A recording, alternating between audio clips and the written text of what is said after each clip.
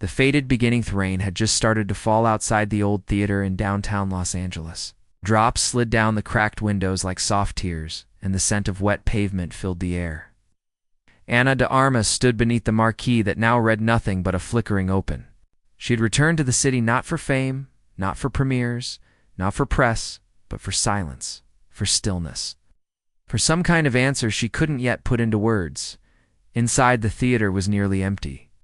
The red velvet seats were worn, the golden lights dimmed with age, and the smell of popcorn mixed with something older, something like dusted memories. Ana ran her fingers along the seats as she walked toward the screen, pausing near the center row where she'd once sat as a young girl, dreaming of moments that now felt like someone else's story. It had been years since her very first film played here. A tiny, independent drama, shot on a shoestring budget with borrowed lights and endless hope. Nobody talked about that movie anymore. It didn't stream anywhere. There were no interviews, no fan pages, no trending hashtags. She thought it was forgotten. She knew it was forgotten, but something inside her still missed it. That version of herself, raw, fearless, unpolished. The girl who just wanted to feel something honest on camera before everything got complicated. She didn't expect anyone to notice her walk into that theater.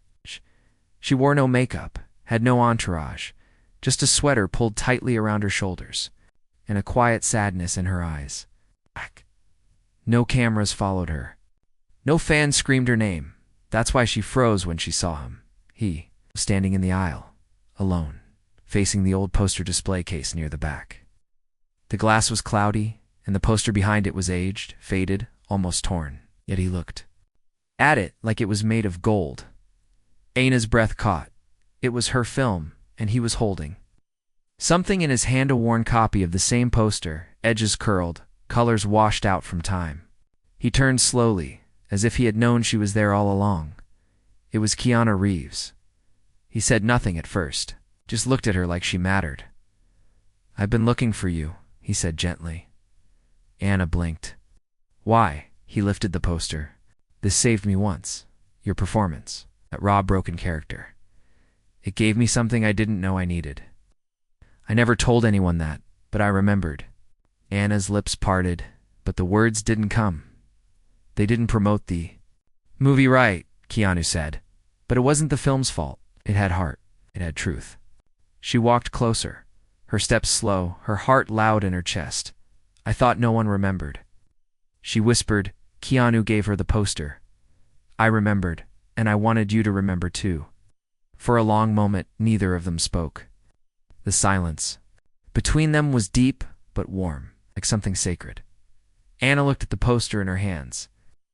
The edges were stained with time, but the image was still there, her, at 21, eyes full of fear and fire. "You kept this all these years?" she asked. "Through everything," he said. "And I figured, maybe you needed it now more than ever."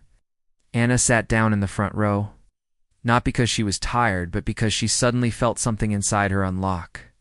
Something soft and aching and human. Keanu sat beside her. Outside, the rain kept falling, and inside, something was beginning again. The echo of silence. Ana didn't know how long they sat there in that old theater. The dusty air thick with memories and rain tapping softly against the roof. Alice. The silence wasn't awkward. It was the kind that filled empty spaces and made them feel whole. Beside her, Keanu didn't rush her, just sat with her. Sometimes that was enough. "You really watched it?" she finally asked, her voice barely above a whisper. "3 times, Keanu said softly. "Back then, I was going through something heavy. I didn't have words for it. But your character, what she went through it, made me feel understood." Ana looked down at the faded poster still in her hands. "It's so strange," she said. "I remember giving everything I had to that role. But when no one talked about it, I thought maybe I had failed." Keanu shook his head gently. "You didn't fail. The world just didn't catch up to your truth. Sometimes it takes people time to see what's real." She looked at him then, her eyes soft, but filled with years of doubt. "Why today? Why bring this to me now?" Keanu hesitated. Then he said, because I heard a rumor you were thinking of quitting. Anna's heart clenched. She hadn't told anyone. Not really. Maybe a few late-night texts to a distant friend, maybe a comment in frustration to her team. But she had been thinking about it, walking away, starting over somewhere no one knew her name, somewhere quieter, somewhere safe. How did you know? She asked. Keanu gave her a small, knowing smile. I didn't, not for sure. But sometimes when people disappear into silence, it means they're drowning in noise. His words sank. Deep. They weren't dramatic. They weren't poetic. But they were true. Anna stood and walked slowly to the small raised stage in front of the screen. She turned to face the empty theater and imagined it full again. Not with critics or cameras or producers, but with people who just came to feel something. I remember the night we wrapped filming, she said, her voice now clearer. The director hugged me, and I cried in his arms. Not because I was sad, but because I felt like I had told a part of my story through that character, like maybe someone out there would understand. She looked over at Keanu. You were that someone. He nodded, standing as well. And now I'm here to remind you you still have that power. Outside. The rain had slowed. Thin lines of sunlight began slipping through the clouds, painting streaks of gold across the pavement. Come with me, Keanu said gently. Anna hesitated. Where? He smiled. Someplace where stories like yours are never forgotten. They left the theater together, stepping into the quiet morning light. The city hadn't changed, but something inside Anna had. She didn't feel like running anymore. Not because her pain had vanished, because someone had seen it and chose to stand beside it as they walked. Keanu told her about a small group of young filmmakers he'd been mentoring. Students, artists, dreamers, people who still believed in the soul of cinema. They were meeting that afternoon, sharing unfinished scripts and half-built dreams.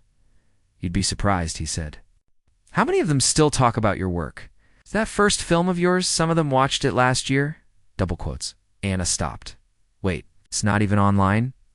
Keanu looked at her like she didn't know her own legacy. You'd be amazed what gets passed around when something touches the heart. Anna didn't respond. She couldn't. The lump in her throat was too big, he continued. Sometimes we don't need millions of views. Sometimes we just need one person to feel seen. They arrived at a quiet art center tucked between two tall buildings. Inside, the walls were covered with handwritten notes, sketches, mood boards, and fading Polaroids. Young faces lit up when Keanu entered, but their surprise turned to awe when Anna stepped in behind him. Someone gasped softly. Another whispered her name like it was sacred, and then one of the students, girl no older than 20, stepped forward holding a printed still from Anna's first film. You were the reason I started acting, she said, her voice trembling. I found your movie in a forum. No one else talked about it, but it changed me. Anna felt tears building in her eyes. Keanu looked at her and gave the smallest nod. In that moment, Anna understood. Her story hadn't disappeared. It had just found quieter ways to live on. The room of Dreamer's room buzzed with a gentle kind of energy, the kind that didn't scream or demand attention, but pulsed quietly beneath every word, every nervous laugh, every hope-filled silence. Anna stood near the back wall of the arts center, her hands clasped lightly in front of her. She wasn't used to standing quietly while others looked at her like that, not as a celebrity, not as a headline, but as someone who had once made them feel something. Keanu leaned against a table nearby, arms folded, watching her with calm pride. He didn't say much. He didn't need to. He had brought her here for a reason, and now he just let it unfold. One of the students, a young man with thick glasses and a shy smile, held up a tablet. I recorded my first scene because of your performance, he said to Anna. It was rough, but I was trying to match your emotional control. You made pain feel like poetry. Anna's eyes softened. Never thought her early work, especially that forgotten little film, would become a compass for anyone. She remembered how scared she had been on that set, how she'd second-guessed every line. And now, here it was, still breathing through others. A girl sitting cross-legged on the floor added, the scene where you sat on the empty bench and said, sometimes silence is louder than screaming. That line stayed with me. It helped me get through a breakup. Anna gave a gentle smile. I wrote that line myself. It wasn't even in the script. A quiet hush fell over the group.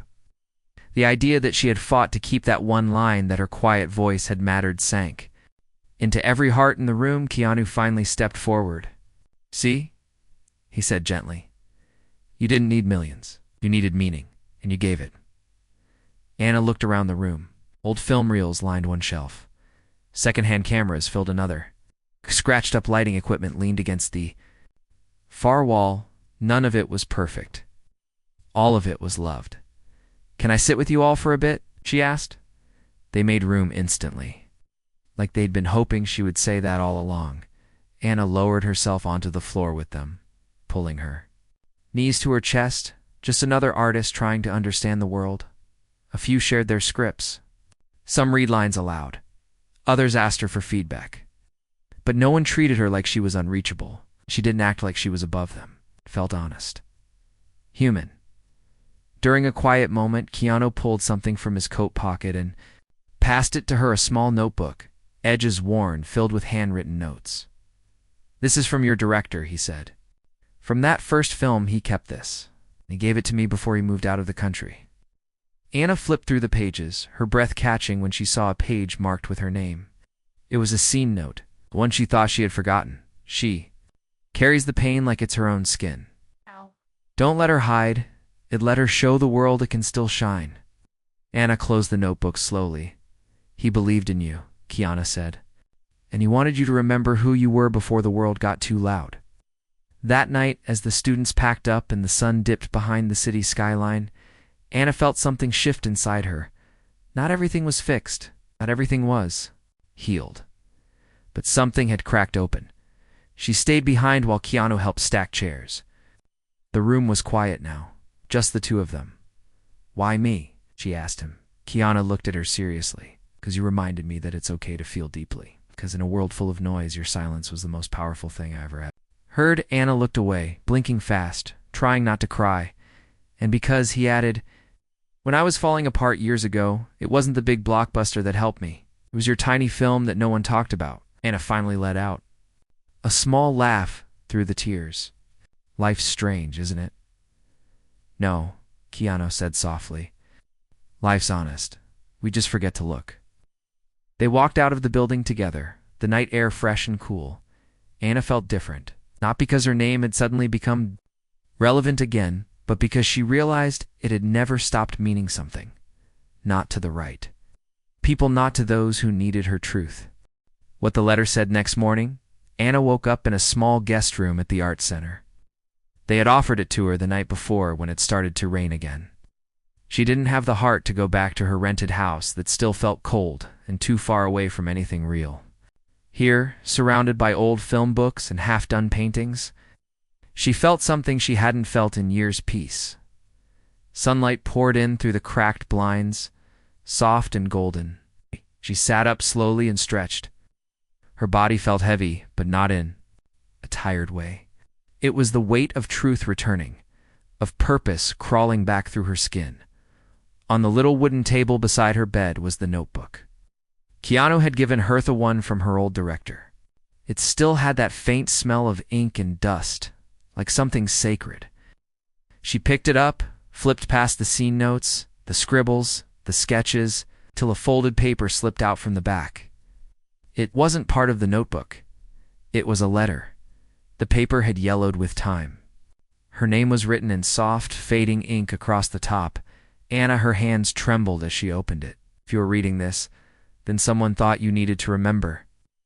I wasn't the perfect director, and I made mistakes.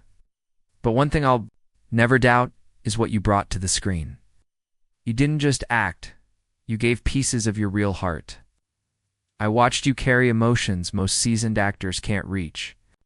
Maybe the world didn't give you the applause you deserved for that film, but I saw you, and someday someone else will see it too. And when that day comes, I hope you still remember who you were before all the noise. Love always, Daniel." Anna closed the letter and held it to her chest. She didn't cry, not yet. It was deeper than tears. It was a feeling that something had come full circle. That all those nights she had asked herself if it was worth it, if she should have stayed anonymous, lived quietly had finally been answered. She walked out into the hallway of the center and found Keanu already there, sipping coffee from a mismatched mug. He looked at her. "You read it?" Anna nodded slowly. "Did you know what was in it?" "Not the words," he said, "but I knew it would matter." They sat together at the old dining table, the kind used for shared meals and late-night script rewrites. "He saw me," Anna whispered. "Back then, I didn't even know he had." "We never really know," Keanu replied. "Not until the—" Silence breaks. Anna looked around. Students would arrive soon. The center would buzz again with laughter, film talk, broken camera batteries, and endless dreams. But right now, in this quiet hour, she saw something clearly. "I want to do something," she said suddenly. "I want to honor that film. Not for awards or attention, but for him, for Daniel, for me, for the people who saw it and kept it alive." Keanu smiled softly. "What are you thinking?" Yana stood, her voice finding strength. "I want a screen. It again. Here. Just once. For this group. Maybe others too. I want to talk about it. Break it down. Not like a celebrity panel, but like artists sharing something that still matters." Keanu's eyes lit up. "I'll help you. Whatever you need." They spent the afternoon contacting people on old producer, sound designer, even the assistant who once held the clapperboard. On set, some didn't answer. Some couldn't come. But a few. They responded with surprise. In warmth. One even wrote back, "I still remember the way she delivered that line. It broke me."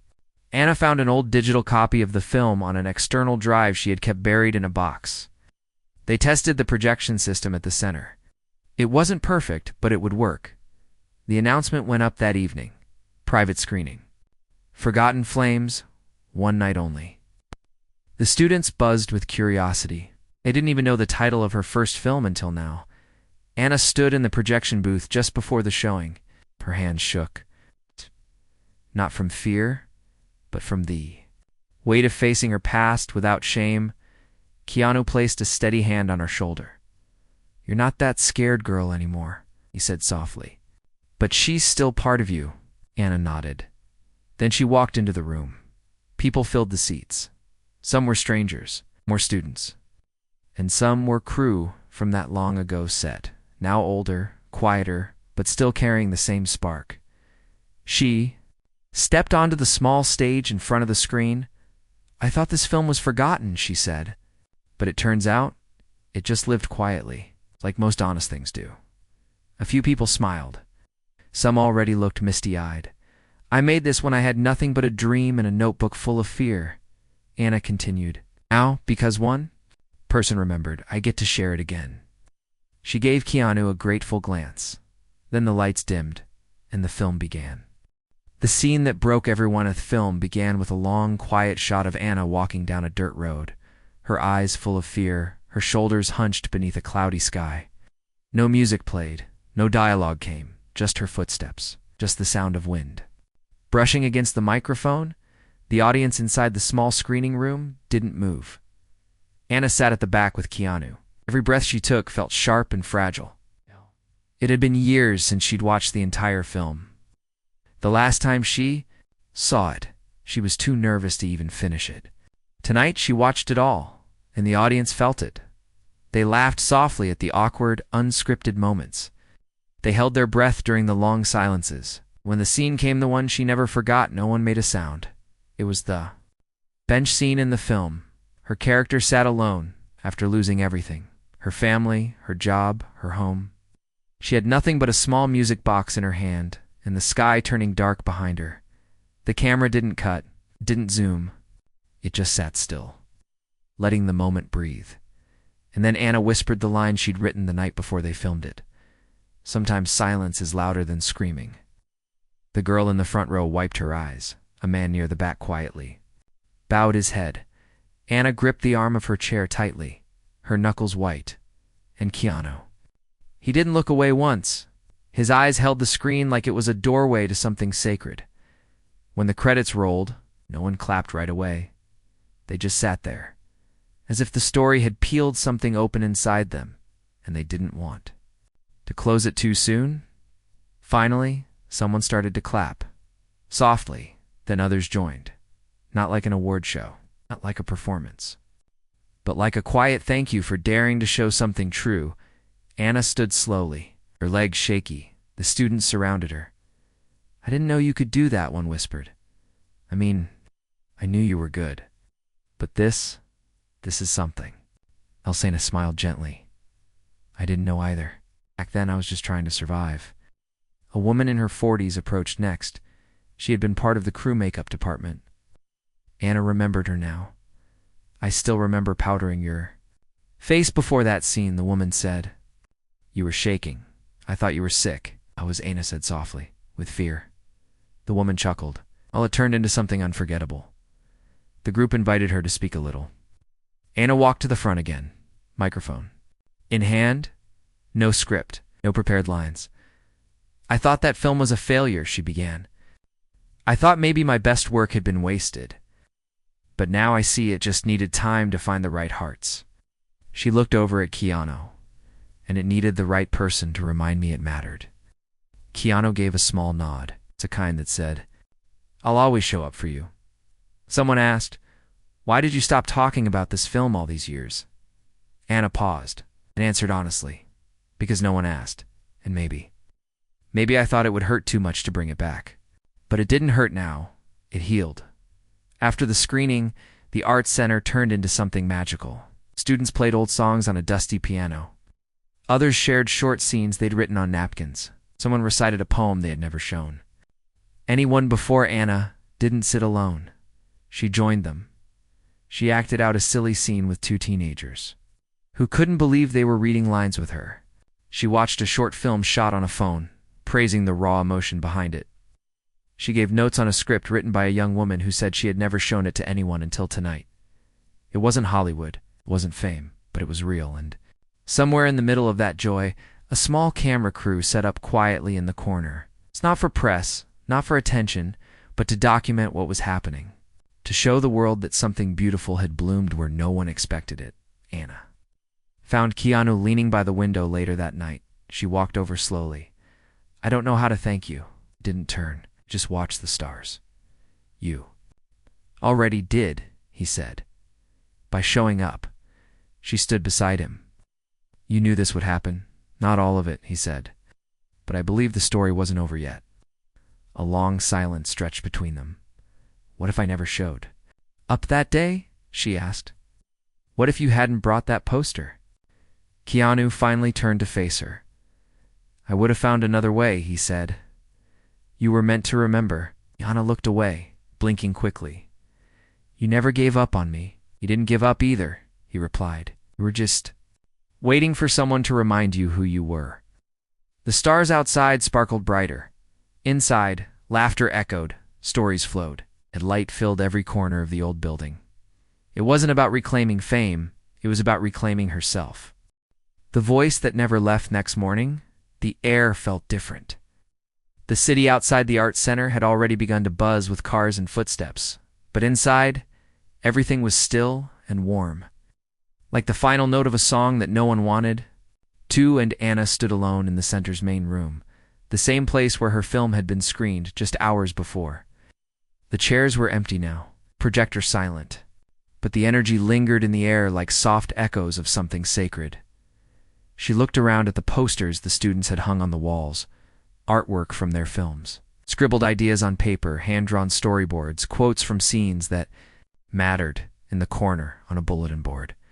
Someone had pinned a photo taken the night before. It showed Anna standing next to Keanu, holding the faded poster he'd brought with him. They were both smiling, not like actors on a red carpet, but like old friends who had walked through fire and made it to the other side. Keanu walked in holding 2 cups of coffee. "I thought you might need this," he said, handing her one. She took it with a grateful smile. "How do you always know?" "I don't," he said softly. "But I listen." They sat near the window where soft light poured in, illuminating the dust in the air. For a long moment, neither of them spoke. They didn't have to. Sometimes healing doesn't come in words, it comes in presence. Anna finally broke the silence. "I want to keep this going, not just the screening, all of it. Keanu looked at her. You mean the connection? Yes, she said, her voice strong now. I want to help others like me. People who gave everything to something honest and felt forgotten because it didn't go viral or win an award. I want to create a space where their work can breathe, where they feel seen. Keanu smiled. Sounds like a legacy. Maybe, she said, but not one built on fame, one built on truth. They talked for hours about what the space could become, about hosting monthly screenings for forgotten or unseen films, offering mentorship to new artists, recording behind-the-scenes stories. That would never make it into press interviews, but held more soul than any headline ever could. Keanu said, I'll back you, whatever it takes. Anna looked at him and felt something stir in her chest again. Not just gratitude, not just friendship, but hope. A living, breathing hope that didn't care about timelines or numbers. It cared about people weeks passed, then months. The project grew. Quietly, but powerfully. They named it The Bench After. The scene that had changed everything. People came. Some brought dusty DVDs of short films no one had ever seen. Scripts they had written in their darkest moments. Others brought just themselves, their silence, their pain, their longing to matter. Anna hosted many of the evenings, not as a star, not as a guest of honor, but as a voice among other voices. She shared her doubts, her fear of irrelevance, the heartbreak of feeling invisible even in a world filled with cameras. And every time someone said, I thought I was the only one, she knew she was doing what she was meant to do. Keanu stood, with her, through it all. Not in the spotlight, but always nearby, offering his quiet wisdom, his steady support, and that rare kind of friendship that didn't need to be loud to be real. One night, after a screening, a young woman approached Anna with trembling hands. She looked no older than 20. She said, Nothing at first, just held up a small notebook. Anna recognized it immediately. The girl whispered, I found this in an old store. I didn't even know whose handwriting it was. But I started copying the quotes into my journal because they made me feel less alone. Anna opened it slowly. Inside were the same pages her old director had written, the same words that once reminded her she mattered. She looked at the girl. This belonged to someone who believed in broken voices. The girl nodded. I think it belongs to you now, Anna smiled, tears forming in her eyes. No, she said gently, placing the notebook back in the girl's hands. Belongs to you. Now you carry the voice forward. And that was it. Not the end of the story, but the beginning of 100. New ones. Anna no longer feared silence. She welcomed it, because now she knew that silence was never the absence of meaning. It was the space where the truest voices waited to be heard. And when people asked her about fame, about awards, about the red carpets she used to walk, she would smile and say, I used to chase the world. Now I listen to it.